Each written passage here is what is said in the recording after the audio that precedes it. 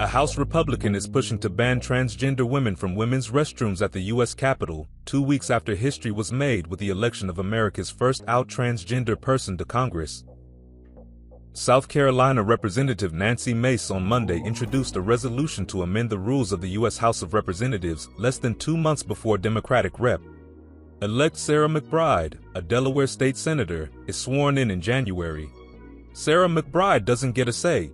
"I mean, this is a biological man," the South Carolina Republican told reporters on Monday, adding that the lawmaker does not belong in women's spaces, women's bathrooms, locker rooms, changing rooms, period, full stop. Later Monday, McBride wrote in an apparent response on X that every day Americans go to work with people who have life journeys different than their own and engage with them respectfully. "I hope members of Congress can muster that same kindness." The Congresswoman-elect continued in another post.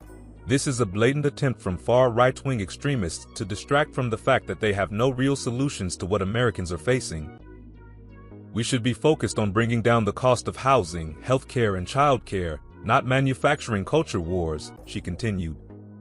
"Delawareans sent me here to make the American dream more affordable and accessible, and that's what I'm focused on."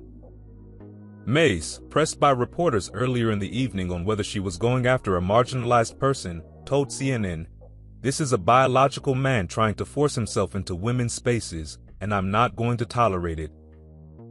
She continued, "I'm the first woman to graduate from the Citadel, the military college of South Carolina. If some guy in a skirt came by and said, 'No, that's my achievement,' I'm going to be there and standing in the way and saying, 'Hell no. I'm not going to allow men to erase women or women's rights.'" On Tuesday, House Speaker Mike Johnson said he is working to provide accommodations for every member of Congress. He refused to acknowledge specifics of the GOP's plans and said, "This is an issue Congress has never addressed before." In the wake of the Supreme Court overturning Roe v. Wade in 2022 and her party's efforts to hold on to women voters, Mace, the first woman to graduate from the Citadel's Corps of Cadets, has often said she's looking for ways to show that the GOP is pro-women. McBride, during her run in the reliably blue state to fill the seat vacated by Representative Lisa Blunt Rochester, who went on a successful Senate run, didn't lean on the historic nature of her campaign. She emphasized her work leading a bipartisan push to pass paid family and medical leave in the state and touted support from unions and her work to raise the state minimum wage.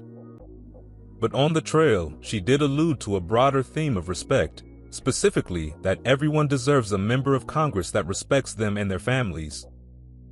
Similar bans targeting trans people using bathrooms associated with their gender identities, particularly in schools, have sparked controversy in recent years, with supporters arguing that the measures protect students while critics say that they are dehumanizing and unnecessary.